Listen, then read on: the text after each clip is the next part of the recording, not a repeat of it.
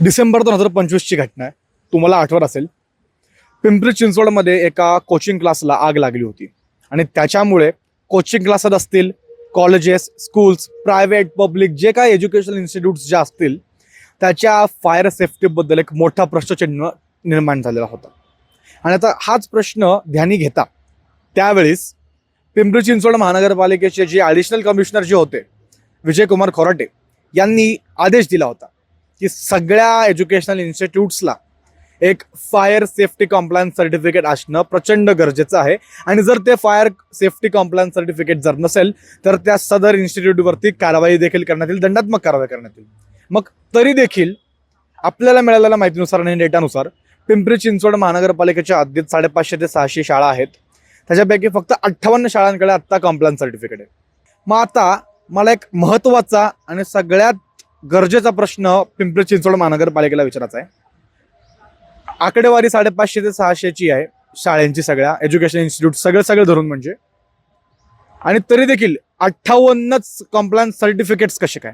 मग उर्वरित ह्यांना नोटिसा पाठवल्या गेल्या नाहीत का आत्तापर्यंत? किंवा जे आपण सर्वे म्हणतो आत्तापर्यंत असं होऊ शकत नाही की त्या प्रत्येक शाळेमध्ये जाऊन सर्वे झालाच नसेल, आणि इन केस जर झाला जरी असेल तर मग पिंपरी चिंचवड महानगरपालिका झोपा काढते का?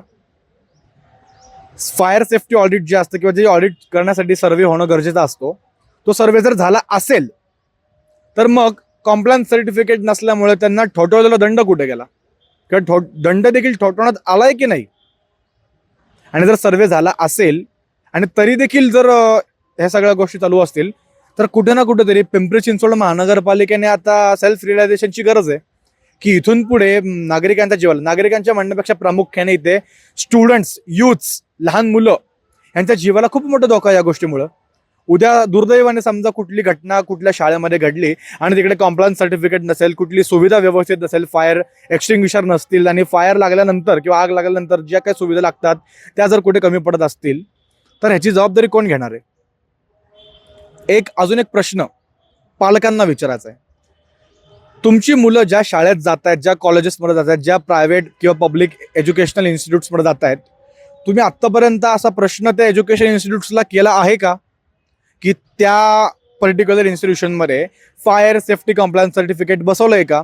हा प्रश्न पडला का तुम्हाला कधी? नसेल पडला तर आजच इथून पुढे तुमची जी मुलं शिकतायत, ज्या शाळेत शिकतायत, ज्या कॉलेजमध्ये शिकतायत, त्यांना हा प्रश्न नक्की विचारा की तुमच्या कॉलेजमध्ये, तुमच्या शाळेमध्ये कॉम्प्लायन्स सर्टिफिकेट मिळालेलं आहे का? आणि जर नसेल तर त्यांना विचारा की का नाहीये म्हणून.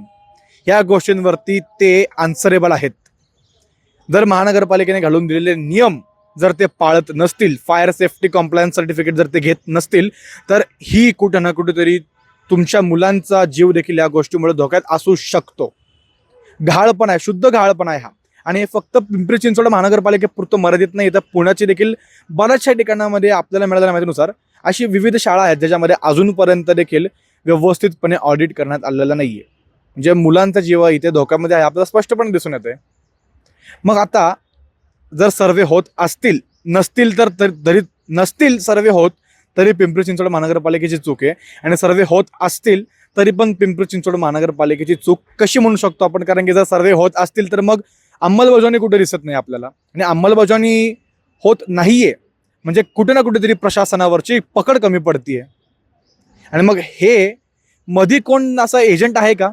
किंवा कोण माणूस आहे की जो व्यवस्थितपणे दोघांमधलं मेडिएशन बनू शकत नाहीये? कारण की बऱ्याच वेळा असं होतं की संबंधित अधिकारी येतात, ह्या गोष्टीला टाळाटाळ करतात, पण ही टाळाटाळ उद्या जर मुलांच्या जीवावरती बेतणार असेल तर ही टाळाटाळ परवडणारी नाही. पुण्याला, पिंपरी चिंचवडला, महाराष्ट्राला, भारताला असली टाळाटाळ परवडणारी नाही. हे दुर्लक्ष महाराष्ट्राला परवडणारं नाही. त्याच्यामुळे तुमची ही मुलं ज्या शाळेत जात असतील आणि जर त्यांना कॉम्प्लायन्स सर्टिफिकेट नसेल तर आम्हाला कमेंट्सच्या माध्यमातून हे देखील सांगायला विसरू नका. आणि या सदर गोष्टीवरती तुमची देखील काय मतं आहेत हे आम्हाला कमेंट्सच्या माध्यमातून सांगायला विसरू नका. आणि पाहत राहा न्यूज डॉट्स. मी अंशुक आशिल.